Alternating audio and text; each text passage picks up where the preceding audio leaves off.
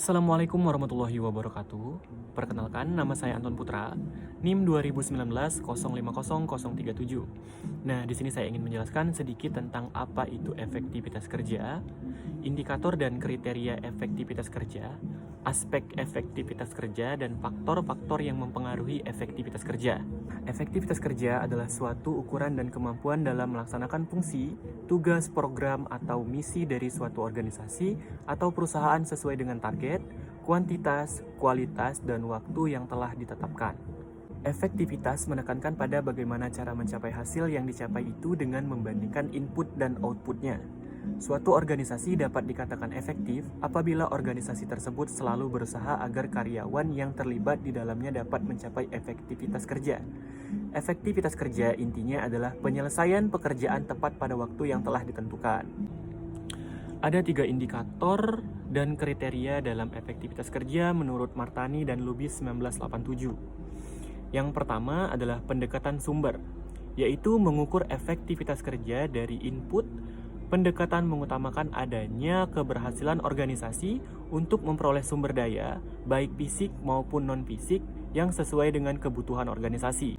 Yang kedua adalah pendekatan proses, yakni untuk melihat sejauh mana efektivitas pelaksanaan program dari semua kegiatan proses internal atau mekanisme organisasi.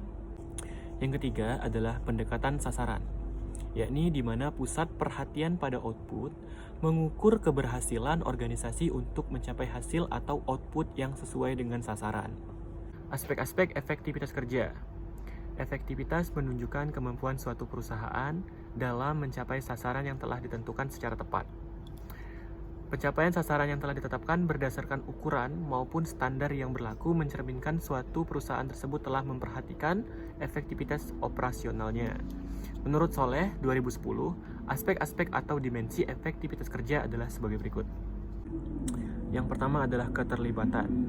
Keterlibatan adalah suatu perlakuan yang membuat staf merasa diikutsertakan dalam kegiatan organisasi, sehingga membuat staf bertanggung jawab atas tentang tindakan yang dilakukannya.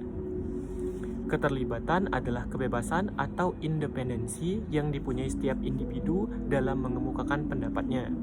Nah, keterlibatan tersebut perlu dihargai kelompok atau pimpinan suatu organisasi sepanjang menyangkut ide untuk memajukan dan mengembangkan organisasi atau perusahaan. Yang kedua adalah konsistensi. Konsistensi merupakan tingkat kesepakatan anggota organisasi terhadap asumsi, dasar, dan nilai-nilai organisasi. Konsistensi menekankan pada sistem keyakinan-keyakinan, nilai-nilai, dan simbol-simbol yang dimengerti dan dianut bersama oleh para anggota organisasi, serta pelaksanaan kegiatan-kegiatan yang terkoordinasi. Yang ketiga ada adaptasi. Kemampuan adaptasi merupakan kemampuan organisasi untuk menerjemahkan pengaruh lingkungan terhadap organisasi. Adaptasi merupakan kemampuan organisasi dalam merespon perubahan-perubahan lingkungan eksternal dengan melakukan perubahan internal organisasi. Kemampuan adaptasi dapat dilihat dari 3 indikator, yaitu perubahan, creating change, berfokus pada pasien, customer focus, dan keadaan organisasi atau organization learning.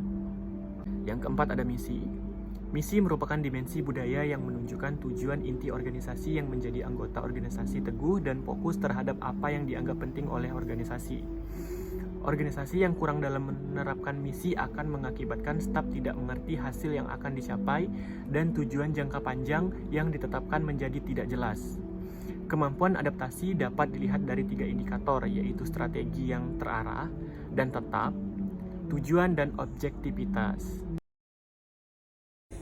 Faktor yang mempengaruhi efektivitas kerja menurut O'Reilly tahun 2003.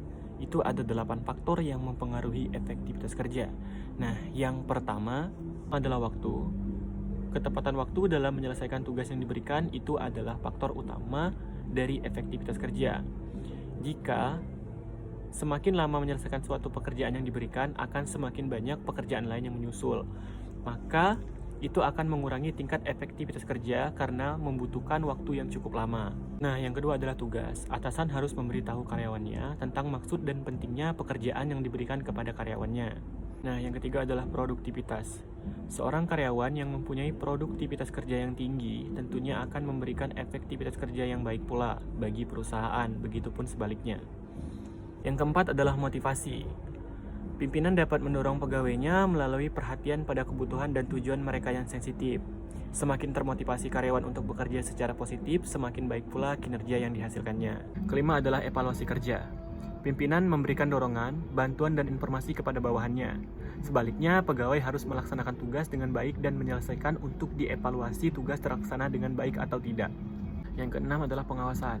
Dengan adanya pengawasan, maka kinerja karyawan dapat terus terpantau, dan hal ini dapat memperkecil resiko kesalahan dalam melaksanakan tugas. Nah, ketujuh adalah lingkungan kerja.